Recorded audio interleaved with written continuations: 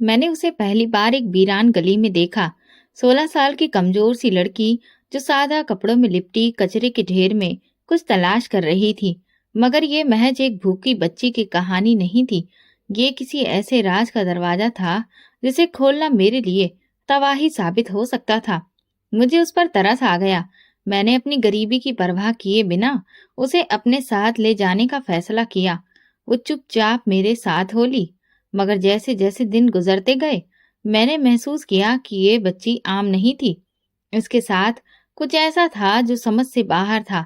वो हर रोज घंटों बाथरूम में गुजारती और जब बाहर आती तो उसके हाथ में हजारों के नोट होते। मैंने कई बार पूछा, लेकिन वो खामोश रहती, जैसे कोई ऐसा खौफ हो जो उसे सच बोलने से रोकता हो। फिर एक रात सब कुछ बदल गया। अचानक उसका पेट फूलने लगा और वो फर्श पर गिर गई, जैसे उसके जिस्म के अंदर कुछ चल रहा हो।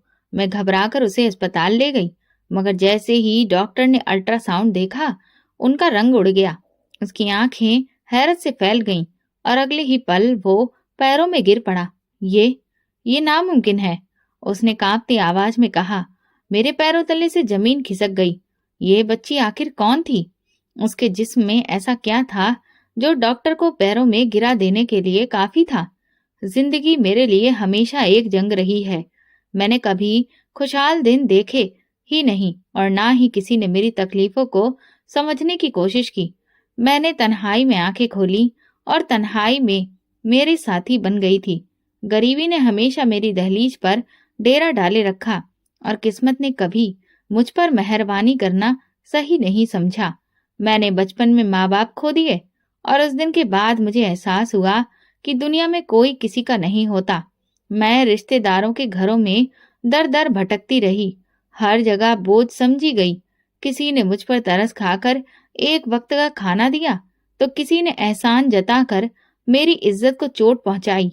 मैं जीती रही, मगर जीने का मतलब कभी समझ नहीं आया। जब मैं बड़ी हुई तो मेरी जिंदगी में कोई बड़ा ख्वाब ही नहीं था। मेरे पास ना कोई सहारा था, ना कोई उम्मीद। मैंने बस इतना सोचा था कि जितनी तकलीफें मैंने झेली हैं, वो किसी और को झेलनी ना पड़े। मगर मैं एक औरत थी और दुनिया औरतों के लिए आसान जगह नहीं है। मैंने सड़कों पर सोते बच्चों को देखा, भूख से बेहाल गरीबों को देखा और मुझे हमेशा ऐसा लगता जैसे मैं उनमें अपना अक्स देख रही हूँ। शायद इसीलिए जब मैंने उस 13 साल की बच्ची को कचरे में खाने के लिए कुछ तलाश करते देखा, तो मुझसे रहा नहीं गया। मैं खुद बहुत गरीब थी, मगर मैंने सोचा कि अगर जिंदगी मुझे कुछ नहीं दे सकती, तो शायद मैं किसी की जिंदगी बदल सकती हूँ। मैंने उसे अपने साथ ले लिया, शायद ये सोचकर कि मैं उसका नसीब बदल सकती हूँ। मगर मैं नहीं जानती थी कि ये फैसला मेरी अपनी तकदीर बदलने वाला था। ये बच्ची मेरी जिंदगी में सिर्फ पनाह लेने नहीं आई थी, वो मेरे अतीत, मेरे वर्तमान और शायद मेरे भविष्य का एक ऐसा दरवाजा खोलने वाली थी जिसे खोलने की हिम्मत मैंने कभी नहीं की थी। ये बाजार की एक गली थी जहाँ कचरे का ढेर लगा था। शाम का वक्त था, धूप धीरे धीरे मंद पड़ रही थी और हल्की ठंडी हवा चल रही थी। मेरा नाम रिया है, मेरी उम्र 30 साल है। मैं राशन खरीद कर घर वापस जा रही थी जब अचानक मेरी नजर एक दुबली पतली कमजोर सी बच्ची पर पड़ी जो कचरे के ढेर में कुछ तलाश कर रही थी। उसके गंदे और फटे पुराने कपड़े देखकर साफ जाहिर था कि वो कई दिनों से नहाई नहीं थी।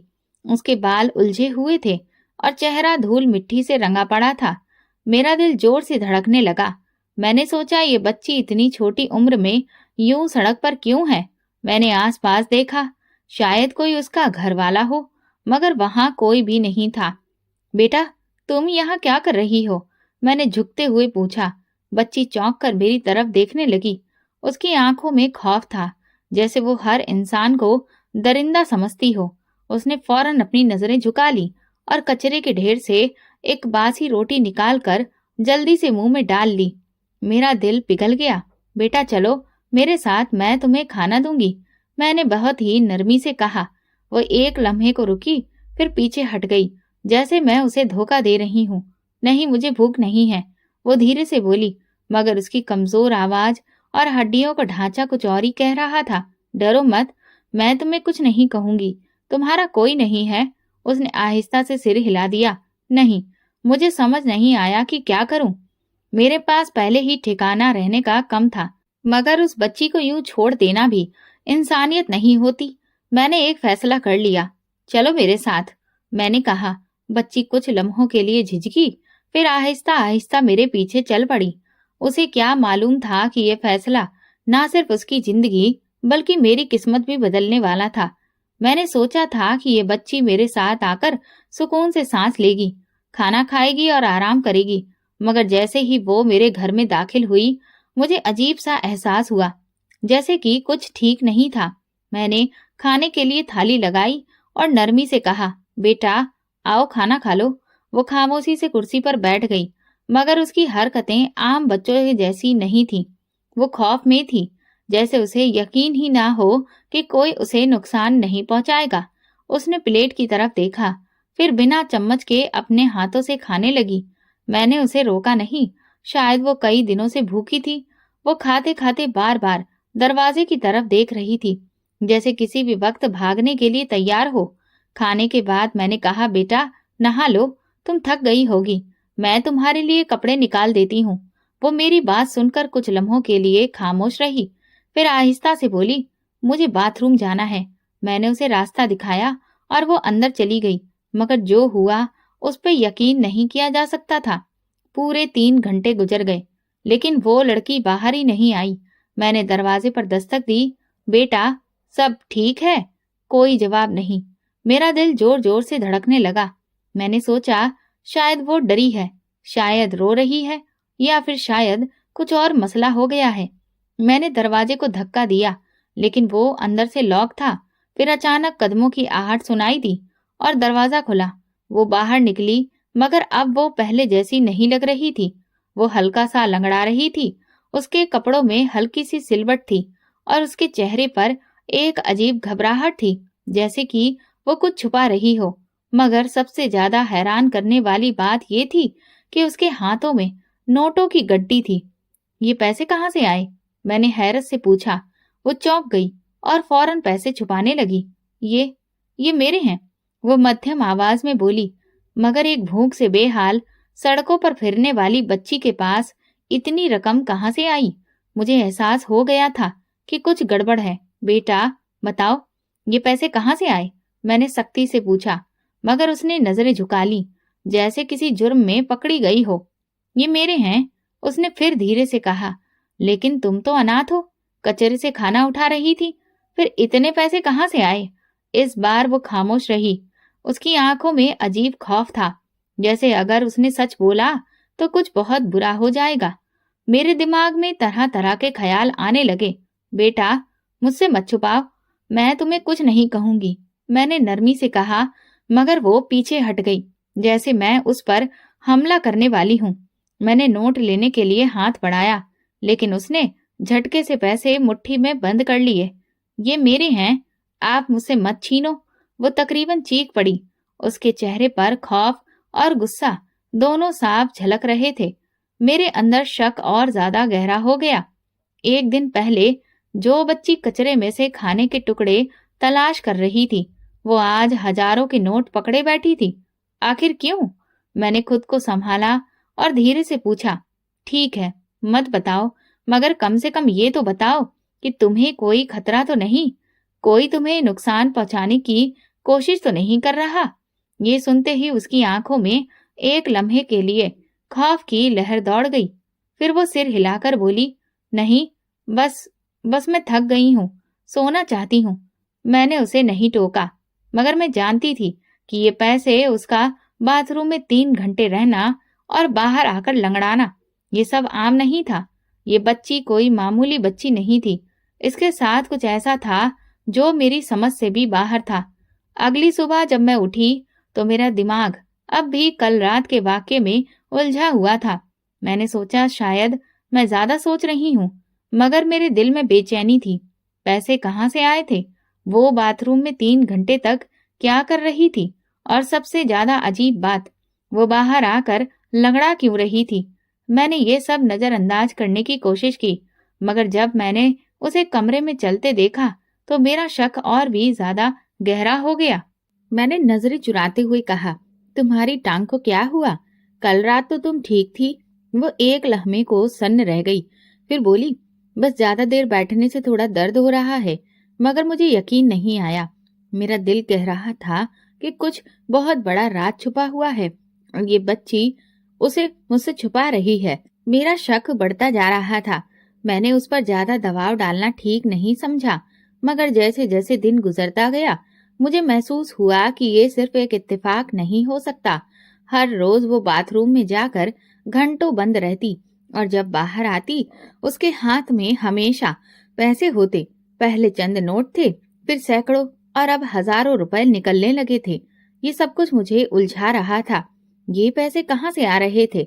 मैंने आखिर फैसला कर लिया कि मैं इसका राज जान कर रहूंगी। बेटा, मैं आज बाजार जा रही हूँ, थोड़ी देर में वापस आऊंगी।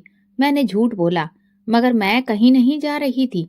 मैं उसके बाथरूम में जाने का इंतजार करने वाली थी और इस बार मैं उसे तन्हा नहीं छोड़ने वाली थी। मैंने नाश्ता बनाया और जानबूझकर कहा, बेटा मैं बाजार जा रही हूँ, तुम आराम करना। उसने मुझे अजीब नजरों से देखा, जैसे उसे यकीन ना आ रहा हो कि मैं उसे अकेला छोड़कर जा रही हूँ। मगर फिर उसने जल्दी से सिर हिलाया और खामोशी से बैठ गई। मैं दरवाजा खोलकर बाहर निकली, मगर फौरन वापस आकर कोने में छुप गई। मैंने दरवाजे के सुराख से अंदर झांका। वो कुछ लम्हे खामोश बैठी रही, फिर जल्दी से उठी और सीधा बाथरूम की तरफ भागी। मेरा शक सही था। अब बस मुझे इंतजार करना था कि बाथरूम में क्या हो रहा था। 5 मिनट गुजरे, फिर 10, फिर 30, मगर अंदर से कोई आवाज नहीं आ रही थी। मैंने आहिस्ता से दरवाजे के करीब जाकर कान लगाया। अंदर फुसफुसाहट जैसी आवाज आ रही थी, जैसे कोई किसी से बात कर रहा हो, मगर वो अंदर अकेली थी। मेरे रोंगटे खड़े हो गए।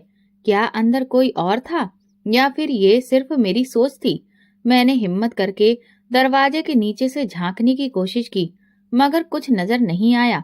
मैंने धीरे धीरे दरवाजे का हैंडल घुमाया, मगर वो अंदर से बंद था। बेटा, मैंने आहिस्ता से पुकारा, सब ठीक है ना? कोई जवाब नहीं आया। तभी अचानक अंदर से पानी गिरने की आवाज आई और फिर दरवाजा खुलने की हल्की सी चटक हुई। मैं जल्दी से पीछे हट गई और ऐसे खड़ी हो गई जैसे कुछ हुआ ही ना हो। बच्ची बाहर निकली और मेरी आंखें हैरत से खुली की खुली रह गईं। उसके हाथ में फिर से हजारों के नोटों की गड्डी थी, मगर इस बार मैंने उसके कपड़ों पर हल्की सी नमी देखी, जैसे वो अंदर पानी में कुछ कर रही थी। अब ये कोई आम बात नहीं थी। मेरी आंखों के सामने एक ऐसी चीज हो रही थी जो हकीकत से बाहर लगती थी। ये बच्ची हर बार बाथरूम में जाकर कई घंटे गुजारती और जब बाहर आती तो इसके हाथों में हजारों के नोट होते। अगले दिन मैंने खुद को व्यस्त दिखाया, मगर मेरा दिमाग लगातार काम कर रहा था। मुझे आज सच्चाई जाननी थी। मैंने चुपके से अपनी एक पुरानी चाबी निकाली, जो शायद पुराने वक्त में किसी दरवाजे के लिए इस्तेमाल होती थी। मैंने सोचा कि अगर मैं सही थी और चाबी से दरवाजा खोल सकी तो शायद मैं हकीकत जान पाऊंगी। जैसे ही शाम हुई, वो बच्ची एक बार फिर दबे पांव बाथरूम में चली गई और दरवाजा अंदर से लॉक कर लिया। मेरा दिल जोर जोर से धड़कने लगा। मैंने आहिस्ता से दरवाजे के करीब जाकर कान लगा दिया। अंदर से पानी गिरने की आवाजें आ रही थीं, मगर अजीब बात ये थी कि कोई नहाने या हाथ धोने की आवाज नहीं थी, बल्कि ऐसा लग रहा था जैसे पानी में कुछ डाला जा रहा हो। फिर हल्की सी फुसफुसाहट सुनाई दी, मगर अंदर वो अकेली थी। मेरे हाथ पसीने से भीग गए। मैंने हल्की सी कांपती उंगलियों से चाबी को आहिस्ता से दरवाजे में डाला और घुमाया। क्लिक! दरवाजा हल्का सा खुल गया। मैंने सांस रोक ली और धीरे धीरे दरवाजा थोड़ा खोला। जो मैंने अंदर देखा उसने मेरे पैरों तले से जमीन खींच ली। बच्ची एक बड़े बर्तन में पानी डाल रही थी और जैसे ही वो कुछ खास चीज पानी में डालती, वो धीरे धीरे असली करेंसी में बदल जाती थी। मेरे दिल की धड़कन रुक गई। वो जो कुछ कर रही थी वो हकीकत से बाहर था। क्या मैं कोई सपना देख रही थी या फिर मेरे सामने कोई ऐसा रहस्य था जिसे आज तक किसी ने नहीं जाना? कागज का साधारण टुकड़ा पानी में जाते ही असली करेंसी में बदल रहा था। मेरा दिल जोर जोर से धड़कने लगा। मैंने जल्दी से दरवाजा बंद कर दिया और वहां से हट गई ताकि वो ये न समझे कि मैंने कुछ देखा है। मैं उस वक्त खुद को काबू में रखना चाहती थी, मगर मेरे अंदर सवालों का तूफान उठ रहा था। मैंने फैसला किया कि मैं उसे जल्दी परेशान नहीं करूंगी। मुझे ये देखना था कि क्या ये सब कुछ उसके नियंत्रण में है या फिर वो खुद किसी बड़ी साजिश का शिकार है। रात को जब वो सो गई तो मैं धीरे धीरे उसके करीब गई और फिर मेरी नजरें उसके शरीर पर पड़ी। उसकी कमर और पेट पर गहरे निशान थे, जैसे कोई पुरानी सर्जरी हुई हो। मैंने हैरान होकर करीब से देखा। ये आम घाव नहीं थे। मेरे रोंगटे खड़े हो गए। मैंने फैसला कर लिया कि अब मैं ये राज जानकर ही रहूंगी। मैंने उस बच्ची के शरीर पर मौजूद अजीब निशान देखे, मगर उससे कुछ कहने के बजाय खामोश रही। मैंने सोचा कि अगर मैंने जल्दबाजी की तो शायद वो मुझ पर भरोसा ना करे। मैंने खुद को शांत रखा, लेकिन मेरा दिमाग लगातार इसी बारे में सोचता रहा। अगले दिन मैंने महसूस किया कि वो रोज की तुलना में अधिक थकी हुई और सुस्त लग रही थी। उसकी आंखों के नीचे काले घेरे पड़ गए थे और वो निवाले तोड़ तोड़ कर खा रही थी। मैंने कुछ कहने के लिए मुंह खोला ही था कि अचानक वो कराहते हुए पेट पकड़कर नीचे गिर गई। मैं घबराकर उसके करीब पहुंची। उसका चेहरा पीला पड़ चुका था और उसकी सांसें अनियमित हो रही थीं। वो फर्श पर लेटी अपने पेट को जोर से पकड़े हुए थी, जैसे वहां कोई असहनीय दर्द हो रहा हो। रश्मि, क्या हुआ तुम्हें? मैंने उसे सहारा देने की कोशिश की, लेकिन वो दर्द से तड़प रही थी। पसीने की बूंदें उसकी पेशानी पर चमक रही थीं। उसकी आंखें बंद हो रही थीं और ऐसा लग रहा था जैसे वो किसी भी वक्त बेहोश हो जाएगी। मैंने घबराकर जल्दी से पानी का गिलास उठाया, मगर उसने अपने होठ सख्ती से भींच लिए और कुछ भी पीने से इनकार कर दिया। हमें अस्पताल जाना होगा, मैंने फैसला किया और जल्दी से उसे जूते पहनाए। मगर जैसे ही मैंने उसका हाथ थामा, मैंने महसूस किया कि उसके पेट में कुछ हरकत हो रही थी। ये कोई आम दर्द नहीं था। उसके शरीर के अंदर कुछ था जो अब जाग रहा था। मेरी उंगलियां थरथरा गईं, मगर मैंने उसे तुरंत अपनी चादर में लपेटा और घर से बाहर निकल गई। हर कदम पर मेरा दिल तेजी से धड़क रहा था। मुझे नहीं मालूम था कि अस्पताल जाकर क्या पता चलेगा, मगर मैं ये जानती थी कि ये कोई आम बीमारी नहीं थी। जब मैं उसे अस्पताल लेकर पहुंची तो डॉक्टरों ने उसे तुरंत इमरजेंसी वार्ड में ले लिया। मैं बाहर खड़ी कांप रही थी, जबकि अंदर डॉक्टर उसका परीक्षण कर रहे थे। कुछ ही देर के बाद एक डॉक्टर बाहर आया। उसका चेहरा हैरान और डर से सफेद पड़ चुका था।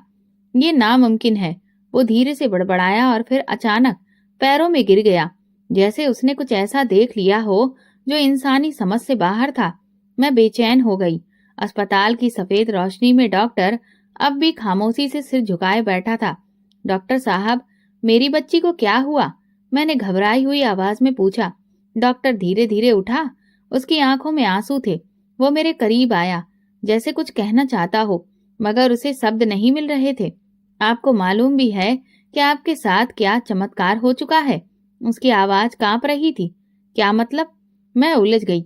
डॉक्टर ने गहरी सांस ली और फिर बोला, ये बच्ची, ये आम नहीं है। हमने इसका अल्ट्रासाउंड किया, मगर जो हमने देखा वो हमारी समझ से बाहर था। मेरे शरीर में सनसनी दौड़ गई। क्या? क्या मतलब? डॉक्टर ने कांपते हुए एक रिपोर्ट मेरे हाथ में थमा दी।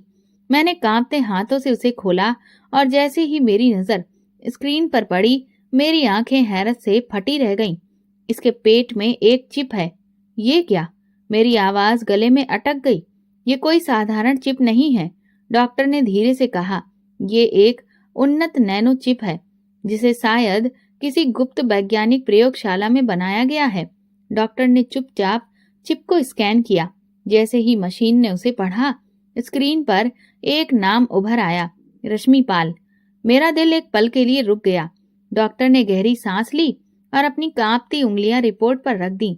ये बच्ची, ये वही है जो 8 साल पहले लापता हो गई थी। और फिर एक और हैरान करने वाला खुलासा। डॉक्टर ने चुपके से एक और फाइल निकाली। उस पर एक और नाम दर्ज था। ये मेरी बेटी है। मुझे ऐसा लगा जैसे मेरे पैरों तले से जमीन खिसक गई हो। डॉक्टर की आंखों में आंसू छलक आए। उसके होंठ कांप रहे थे। मेरी बेटी मुझे मिल गई, डॉक्टर बोला, लेकिन एक ऐसे तरीके से जिसका कोई अनुमान भी नहीं लगा सकता था। अस्पताल के सफेद कमरों में खामोशी छा गई थी, मगर मेरे अंदर एक तूफान मच चुका था। ये कैसे संभव था? अगर रश्मि उसकी बेटी थी तो वो इतने साल कहाँ थी? उसके शरीर में ये चिप किसने डाली थी और क्यों? रश्मि बेहोश पड़ी थी। उसके मासूम चेहरे पर अब भी तकलीफ के निशान थे। डॉक्टर ने उसके माथे पर हाथ रखा, जैसे बरसों की जुदाई के बाद अपनी बेटी को पहचानने की कोशिश कर रहा हो। ये सब कैसे हुआ? मेरी आवाज कांप रही थी। डॉक्टर ने मेरी तरफ देखा। उसकी आंखों में अजीब सी चमक थी। रश्मि 8 साल पहले गुम हो गई थी, मगर पुलिस को कभी उसका कोई सुराग नहीं मिला। मैंने उसे हर जगह तलाश किया, मगर वो जैसे जमीन में समा गई हो। उसने चिप की तरफ इशारा किया। ये चिप आम नहीं है, ये किसी आधुनिक वैज्ञानिक प्रयोग का हिस्सा हो सकती है। मेरे रोंगटे खड़े हो गए। ये बच्ची सिर्फ लापता नहीं हुई थी, बल्कि इस पर कोई गुप्त प्रयोग भी किया गया था। मैंने रश्मि के बेहोश हाथ को थामा और दिल ही दिल में दुआ की। ये रहस्य अभी पूरी तरह उजागर नहीं हुआ था, मगर मैं जानती थी कि अब हमारी जिंदगियां हमेशा के लिए बदलने वाली थीं। अस्पताल के खामोश कमरे में रश्मि अब भी बेहोश पड़ी थी। डॉक्टर एक तरफ चुपचाप बैठा था। उसके हाथ में रश्मि की रिपोर्ट्स थी, मगर उसकी नजरें बार बार अपनी बेटी के चेहरे पर जा रही थी, जैसे वो इस सच्चाई को स्वीकार करने के लिए खुद को तैयार कर रहा हो। मैं दरवाजे के पास बैठी थी, मगर मेरा दिमाग लगातार उलझा हुआ था। ये बच्ची जिसे मैंने एक अनाथ समझकर अपना लिया था, असल में एक गुमशुदा रहस्य थी। अचानक रश्मि के होंठ हिले। वो धीमी आवाज में कुछ बड़बड़ाने लगी। मैं और डॉक्टर तुरंत उसके करीब पहुंचे। मुझे वहां वापस नहीं जाना, रश्मि ने नींद में फुसफुसाया। उसके माथे पर पसीने की नन्ही बूंदें उभर आईं। डॉक्टर ने हैरत से मेरी तरफ देखा। कहाँ? रश्मि, तुम किस जगह की बात कर रही हो? उसने नरमी से उसका हाथ थामा, जैसे वो उसे सुरक्षा देने की कोशिश कर रहा हो। सफेद कोट, तेज रोशनी। मुझे वापस नहीं जाना, मत भेजो। मेरा दिल तेजी से धड़कने लगा। रश्मि के शब्द आम नहीं थे। क्या वो किसी अस्पताल में रही थी या किसी प्रयोगशाला में? रश्मि, आंखें खोलो, मैंने धीरे से कहा। रश्मि की पलकें कांपी और फिर वो धीरे धीरे होश में आने लगी। उसकी सांसें अब तेज थीं, जैसे वो किसी भयानक सपने से जागी हो। मम्मी, वे मुझे लेने आएंगे, रश्मि ने कमजोर आवाज में कहा और मेरा हाथ कसकर पकड़ लिया। मैंने हैरत से डॉक्टर की तरफ देखा। वे कौन? डॉक्टर ने गहरी सांस ली। मुझे लगता है कि रश्मि को धीरे धीरे सब कुछ याद आ रहा है, मगर हम नहीं जानते कि ये यादें किस हद तक खतरनाक हैं। मैंने रश्मि के चेहरे को ध्यान से देखा। उसकी आंखों में अभी भी वही डर था, जैसे वो किसी अनकहे अतीत से गुजर चुकी हो। ये सिर्फ एक आम लापता होने का मामला नहीं था, ये कुछ और था, कुछ ऐसा जो अभी पूरी तरह से सामने नहीं आया था। और शायद जब ये पूरी सच्चाई सामने आएगी, तब हम सबकी जिंदगियां बदल चुकी होंगी। रश्मि होश में तो आ गई थी, मगर उसकी आंखों में अभी भी वही खौफ था, जैसे कोई साया उसके जहन पर छाया हुआ हो। डॉक्टर ने उसकी नब्ज चेक की और मैंने पानी का गिलास उसके होंठों से लगाया, मगर वो कुछ भी बोलने को तैयार नहीं थी। बेटा, क्या तुम्हें याद है कि तुम कहाँ थी? मैंने नरमी से पूछा। रश्मि ने धीरे से सिर झुका लिया, जैसे वो अपनी याददाश्त के किसी हिस्से को टटोलने की कोशिश कर रही हो, मगर शब्द नहीं मिल रहे थे। डॉक्टर ने गहरी सांस ली। हमें रश्मि पर ज्यादा दबाव नहीं डालना चाहिए। यादें खुद ब खुद वापस आ जाएंगी, मगर हमें सब्र से काम लेना होगा। मैंने उसकी बात पर सिर हिला दिया, मगर मेरे दिल में अजीब सी बेचैनी थी। मुझे महसूस हो रहा था कि रश्मि को सिर्फ वक्त की जरूरत नहीं थी, बल्कि उसे किसी ऐसे शख्स की जरूरत थी जो उसके डर को समझ सके। अगली सुबह जब मैं नाश्ता लेने के लिए अस्पताल की कैंटीन की तरफ जा रही थी, मैंने महसूस किया कि कुछ नर्सें आपस में रश्मि के बारे में फुसफुसा रही थीं। वो बच्ची कहाँ से आई है पता नहीं, मगर मैंने सुना है कि डॉक्टर पाल उसे बहुत गंभीरता से ले रहे हैं, जैसे वे उसे पहले से जानते हों।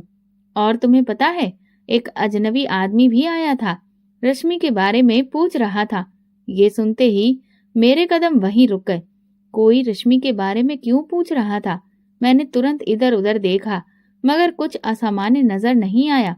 मगर मेरे अंदर एक अजीब सा एहसास जाग चुका था। ये सब आम नहीं था। कोई था जो रश्मि पर नजर रखे हुए था। जब मैं वापस रश्मि के कमरे में गई तो मैंने अंदर से दरवाजा बंद कर लिया। डॉक्टर साहब, हमें रश्मि को यहाँ से ले जाना होगा। मेरी आवाज कांप रही थी। क्या हुआ? डॉक्टर ने हैरानी से पूछा। कोई अस्पताल में इसके बारे में पूछ रहा था। ये खतरनाक हो सकता है। डॉक्टर के चेहरे पर तनाव छा गया। वो कुछ पल के लिए खामोश रहा, फिर धीरे से बोला, ठीक है, हमें रश्मि को किसी सुरक्षित जगह पर ले जाना होगा। अब हम एक ऐसे सफर पर निकलने वाले थे जहां हर कदम पर खतरा था। कोई हमारी हरकत पर नजर जमाए हुए था। हमने जल्दी से अस्पताल को छोड़ने की तैयारी की। डॉक्टर ने अपनी गाड़ी निकाली और मैंने रश्मि को आराम से कंबल में लपेट दिया। वो अब भी कमजोर थी, मगर उसकी आंखों में एक अनजाना सा डर तैर रहा था। बेटा, हम कहीं जा रहे हैं, मगर तुम बिल्कुल सुरक्षित हो, ठीक है? मैंने नरमी से कहा। रश्मि ने कोई जवाब नहीं दिया, बस खामोशी से गाड़ी की खिड़की से बाहर देखती रही। मैंने डॉक्टर की तरफ देखा। उसकी पेशानी पर पसीने की नन्ही बूंदें चमक रही थी। ये पहला मौका था जब मैंने उसे इतना परेशान देखा। गाड़ी सुनसान रास्तों पर दौड़ रही थी। शहर की रौनकें पीछे छूटती जा रही थीं और हम जंगल के करीब पहुंच चुके थे। डॉक्टर के एक करीबी दोस्त का फार्म हाउस यहाँ मौजूद था, जो सालों से खाली था। यही वो जगह थी जहां हमें कुछ समय के लिए छिपना था। फार्म हाउस पहुंचकर मैंने रश्मि को बिस्तर पर लिटाया और डॉक्टर ने दरवाजे और खिड़कियां जांची, ताकि ये सुनिश्चित किया जा सके कि कोई हमारा पीछा तो नहीं कर रहा। यहाँ कुछ दिन रुकना होगा, डॉक्टर ने धीरे से कहा, जब तक हमें ये पता न चल जाए कि असल में हमारे पीछे कौन है। रात के किसी पहर अचानक रश्मि की तरफ से मध्यम बड़बड़ाहट की आवाज आई। मैंने चौंक कर उसकी तरफ देखा। वो नींद में कुछ बड़बड़ा रही थी, जैसे किसी ख्वाब में डूबी हो। मुझे बंद मत करो, मुझे जाने दो। मैंने आहिस्ता से उसके कंधे पर हाथ रखा, मगर जैसे ही मैंने उसे छुआ, वो एक जोरदार चीख के साथ जाग उठी। वो आ रहे हैं, वो चीखी और कांपने लगी। मैंने जल्दी से उसे गले से लगाया। बेटा, कोई नहीं आ रहा, तुम सुरक्षित हो। मगर रश्मि की आंखों में अब भी डर था। वो तेजी से सांस ले रही थी, जैसे किसी अनजानी जगह की यादें उसके दिमाग में वापस आ रही हों। वो कौन? मैंने आहिस्ता से पूछा। रश्मि ने हिचकियों के बीच कहा, वो सफेद कोट वाले लोग जो मुझे सोने नहीं देते थे। मेरा दिल दहल गया। ये बच्ची किसी आम अपराधी के चुंगल में नहीं थी, बल्कि किसी बड़ी और रहस्यमयी संस्था के हाथों में रही थी। रश्मि की डरी हुई आंखें अभी तक खुली थीं और उसकी सांसें बेतरतीब हो रही थीं। मैंने जल्दी से उसे दिलासा दिया, मगर मेरे अंदर भी एक अजीब सा डर समा चुका था। सफेद कोट वाले लोग। मैंने डॉक्टर की तरफ देखा, जो अब गंभीरता से रश्मि को देख रहा था। ये कौन लोग हो सकते हैं? डॉक्टर ने धीरे से कहा, यह कोई आम मामला नहीं लगता। रश्मि की गुमशुदगी एक साधारण घटना नहीं है, ये कुछ और ही है। अगले दिन जब रश्मि गहरी नींद में थी, डॉक्टर ने उसका पूरी तरह से मेडिकल परीक्षण करने का फैसला किया। उसकी सेहत पहले से बेहतर हो रही थी, मगर वो अब भी कमजोर लग रही थी। मैं रश्मि का कुछ और मेडिकल परीक्षण करना चाहता हूँ, डॉक्टर ने धीरे से कहा। शायद हमें कुछ ऐसे सुराग मिल जाएं जो उसके अतीत के बारे में और अधिक स्पष्टता दे सकें। मैंने सहमति में सिर हिलाया। हमें रश्मि के रहस्य को सुलझाना ही था। जब डॉक्टर ने रश्मि की त्वचा का निरीक्षण किया तो हम दोनों हैरान रह गए। रश्मि की त्वचा आम बच्चों की तरह नहीं थी। जैसे ही डॉक्टर ने उसके बाजू पर रोशनी डाली, एक हल्का नीला निशान चमक उठा, जो सामान्य रोशनी में दिखाई नहीं देता था। ये क्या है? मैंने हैरानी से पूछा। डॉक्टर ने गौर से निशान को देखा और धीरे से कहा, ये कोई आम निशान नहीं है। ये किसी खास रसायन की प्रतिक्रिया लगती है, जो रोशनी या किसी विशेष तापमान में प्रकट होती है। मेरी आंखें हैरत से फैल गईं। ये मुमकिन नहीं। क्या रश्मि पर कोई प्रयोग किया गया था? मेरी आवाज कांप रही थी। डॉक्टर खामोश था। उसकी आंखों में कुछ ऐसा था जो वो कह नहीं पा रहा था। ये सब एक साधारण घटना नहीं थी। उसने आखिरकार कहा, रश्मि के शरीर में कुछ ऐसा है जो आम नहीं, और शायद यही वजह है कि वे लोग इसे दोबारा ले जाना चाहते हैं। मेरे शरीर में झुरझुरी दौड़ गई। रश्मि सिर्फ एक अनाथ बच्ची नहीं थी, वो किसी गहरे वैज्ञानिक रहस्य का हिस्सा थी, और जो भी ये रहस्य जानना चाहता था वो किसी भी कीमत पर रश्मि को वापस पाना चाहता था। रश्मि की त्वचा पर उभरने वाले रहस्यमयी निशान ने हमें और अधिक उलझन में डाल दिया था। ये सिर्फ एक आम गुमशुदगी का मामला नहीं था। रश्मि के साथ कुछ ऐसा हुआ था जो हमारी सोच से परे था। डॉक्टर ने अपनी जेब से एक खास स्कैनिंग डिवाइस निकाली जो त्वचा के नीचे छुपी किसी भी असामान्य चीज का पता लगा सकती थी, और जैसे ही उसने रश्मि के बाजू पर धीरे से स्कैनर चलाया, स्क्रीन पर कुछ कोड्स उभरने लगे। ये क्या है? मैंने हैरत से पूछा। डॉक्टर ने गहरी सांस ली। ये कोई गुप्त निशान है। रश्मि के शरीर पर कोई साधारण पहचान नहीं है। किसी ने जानबूझकर इसके शरीर पर कुछ लिखा है, कोई कोड। उसी रात जब हम सो रहे थे, मैंने एक अजीब आवाज सुनी, जैसे कोई दरवाजे के करीब आया हो। मेरे दिल की धड़कन तेज हो गई। मैंने जल्दी से खिड़की के पर्दे हटाए और बाहर झांका, मगर वहां कोई नहीं था। लेकिन दरवाजे के सामने जमीन पर कुछ पड़ा हुआ था। मेरी सांसें रुक गईं, मेरे हाथ कांपने लगे। मैंने धीरे से दरवाजा खोला और लिफाफा उठाया। जैसे ही मैंने उसे खोला, अंदर एक सादा मगर डरावना संदेश लिखा था। तुमने जिस चीज को बचाने की कोशिश की वह हमारे लिए बहुत कीमती है। रश्मि को वापस कर दो, वरना अंजाम बुरा होगा। मेरी उंगलियां कांप गईं। डॉक्टर, मैंने घबराकर उसे आवाज दी। डॉक्टर जल्दी से बाहर आया और मैंने कांपते हाथों से उसे वो संदेश थमा दिया। जैसे ही उसकी नजर उस पर पड़ी, उसके चेहरे का रंग बदल गया। ये लोग हमें ढूंढ चुके हैं, उसने धीरे से कहा। अब हमारे पास ज्यादा समय नहीं है। रश्मि के शरीर पर मौजूद निशान, उसके ख्वाब और अब ये गुप्त संदेश, सब कुछ एक बड़ी सच्चाई की तरफ इशारा कर रहा था। मगर क्या हम ये सच्चाई जान पाएंगे, या ये लोग हमें पहले ही खोज लेंगे? फार्म हाउस में गहरी खामोशी छाई हुई थी। मैं उस रहस्यमयी खत को घूर रही थी, जिसके साथ अब भी मेरे दिमाग में गूंज रहे थे, रश्मि को वापस कर दो, वरना अंजाम बुरा होगा। मैंने डॉक्टर की तरफ देखा, जो गहरी सोच में डूबा हुआ था। उसका चेहरा तनाव और चिंता से भरा था। ये लोग हमें ढूंढ चुके हैं, डॉक्टर ने सरगोशी की, और अब हमारे पास ज्यादा वक्त नहीं है। मगर ये लोग कौन हैं और रश्मि को क्यों चाहते हैं? मैंने बेचैनी से पूछा। डॉक्टर ने एक पल के लिए सोचा, फिर बोला, हमें रश्मि के अतीत की खोज करनी होगी। डॉक्टर ने अपने लैपटॉप पर रश्मि की पुरानी रिपोर्ट से देखनी शुरू की। जैसे ही उसने रश्मि का नाम एक गुप्त डाटाबेस में सर्च किया, स्क्रीन पर एक खुफिया फाइल खुल गई। ये देखो, उसने मुझे इशारा किया। इस फाइल में रश्मि के लापता होने की खबर दर्ज थी, मगर सबसे ज्यादा चौंकाने वाली बात ये थी कि रश्मि के कुछ मेडिकल रिकॉर्ड्स मौजूद ही नहीं थे। ये कैसे संभव है? मैंने हैरत से कहा। हर बच्चे का जन्म और मेडिकल इतिहास रिकॉर्ड में होता है, रश्मि के बारे में कुछ भी क्यों नहीं है? डॉक्टर ने गंभीरता से कहा, क्योंकि शायद किसी ने जानबूझकर इसकी पहचान मिटा दी है। मेरे शरीर में झुरझुरी दौड़ गई। मगर क्यों? डॉक्टर ने गहरी सांस ली और धीमी आवाज में कहा, रश्मि एक आम बच्ची नहीं थी, वो किसी गुप्त प्रोजेक्ट या वैज्ञानिक प्रयोग का हिस्सा रही है। उसके शरीर में कुछ ऐसा है जो साधारण नहीं है, और यही वजह है कि ये लोग इसे वापस लेना चाहते हैं। क्या रश्मि एक गुप्त प्रयोग का शिकार थी? मैंने रश्मि की तरफ देखा, जो अभी भी गहरी नींद में थी। रात गहरी हो रही थी और फार्म हाउस की खिड़कियों से बाहर सिर्फ अंधेरा नजर आ रहा था। मैं और डॉक्टर खामोशी से बैठे रश्मि के अतीत के बारे में सोच रहे थे। ये सब कुछ किसी बड़ी सच्चाई की तरफ इशारा कर रहा था, मगर रश्मि की खोई हुई याददाश्त के बिना हम कुछ भी साबित नहीं कर सकते थे। डॉक्टर ने लैपटॉप बंद किया और गहरी सांस ली। हमें रश्मि को जबरदस्ती याद नहीं दिलानी चाहिए, लेकिन अगर वो खुद कुछ याद कर ले तो ये हमारे लिए सबसे बड़ी सफलता होगी। मैंने रश्मि की तरफ देखा, जो कमरे के कोने में बैठी खिड़की के बाहर देख रही थी।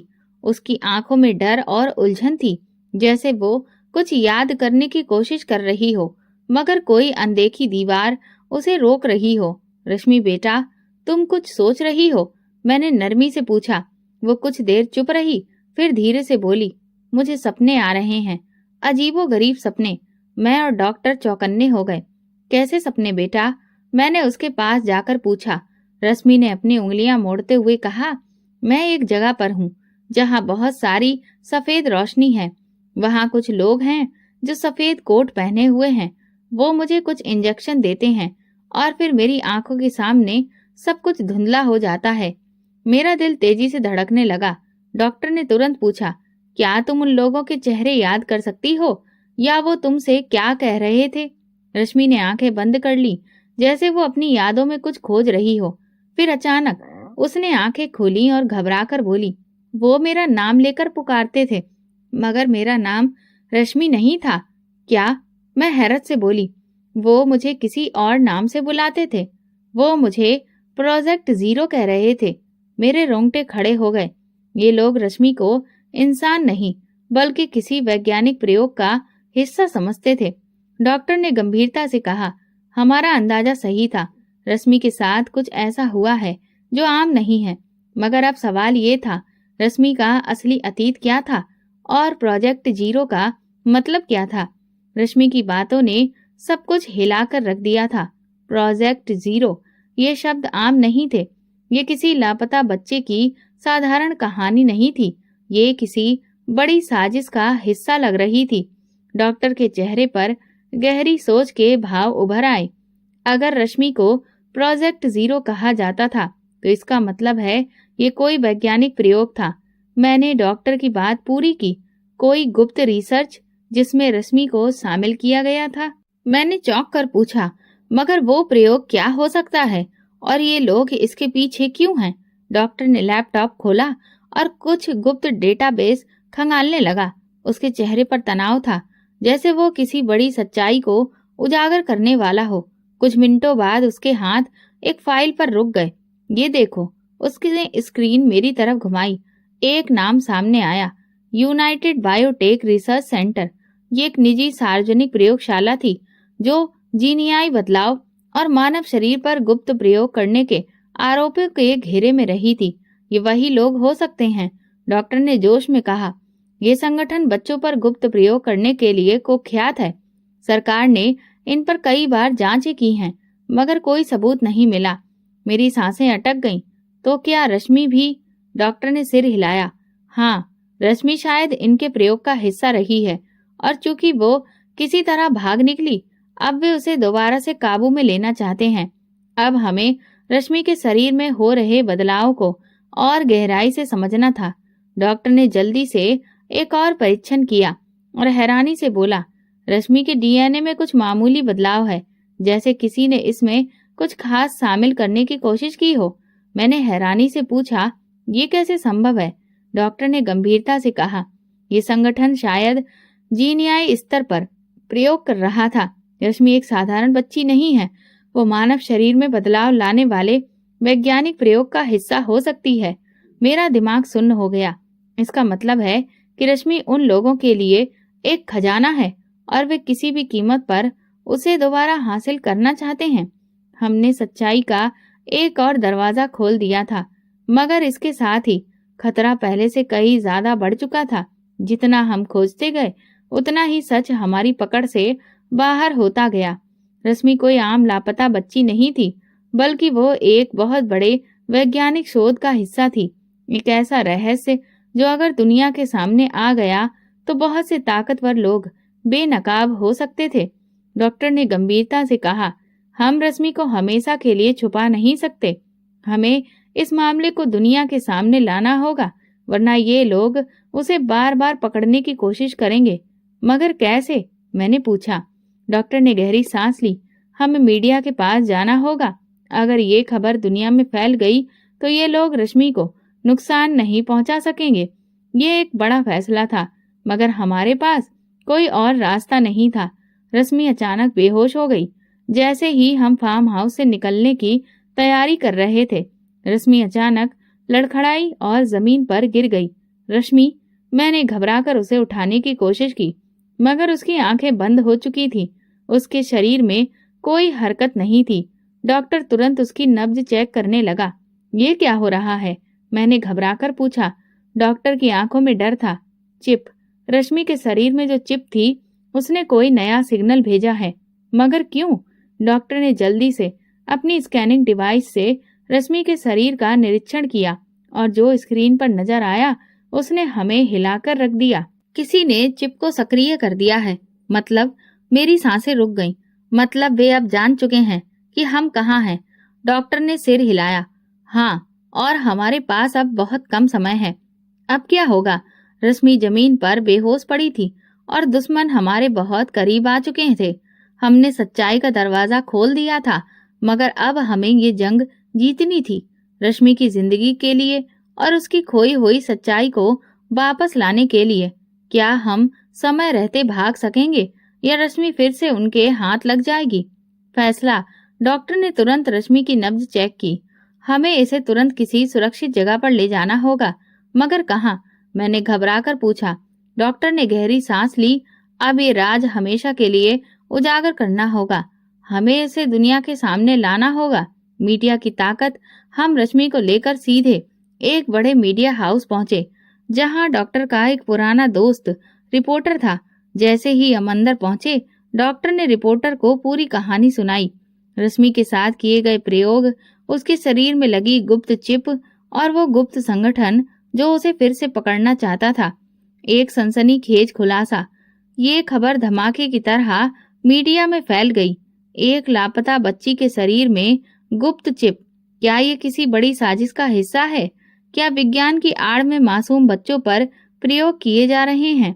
हर टीवी चैनल पर यही खबर चलने लगी। जैसे ही ये खबर सार्वजनिक हुई, वो संगठन जो रश्मि के पीछे था, अचानक से गायब हो गया। रश्मि को एक नया जीवन मिला। रश्मि को नई नाम और नई पहचान दे दी गई। सरकार ने रश्मि को पूरी सुरक्षा दी। उसकी चिप निकाल दी गई और उसका अतीत हमेशा के लिए दफन कर दिया गया। अब वो एक आम जिंदगी जी सकती थी। मेरी भी जिंदगी बदल गई। डॉक्टर ने मेरी तरफ देखा। तुमने रश्मि को बचाया और तुमने मुझे मेरी बेटी वापस दिलाई। फिर उसने कहा, मैं चाहता हूँ कि तुम हमेशा हमारे साथ रहो। मैंने हैरानी से उसकी तरफ देखा। ये कहानी सिर्फ रश्मि की नहीं थी, ये मेरी अपनी कहानी भी बन चुकी थी। मैंने अनाथों की तरह जिंदगी गुजारी थी, मगर आज मुझे एक नया परिवार मिल चुका था। अंत में आखिरकार रश्मि अपनी असली जिंदगी में वापस आ चुकी थी। दोस्तों, अगर आपको आज की कहानी पसंद आई है तो प्लीज कमेंट करके जरूर बताएं और इस वीडियो को लाइक करके अपने दोस्तों के साथ ज्यादा से ज्यादा शेयर करें। अगर आप हमारे चैनल पर नए हैं तो सब्सक्राइब जरूर करें और फिर कल मिलते हैं हम एक नई और रोमांचक कहानी के साथ। धन्यवाद।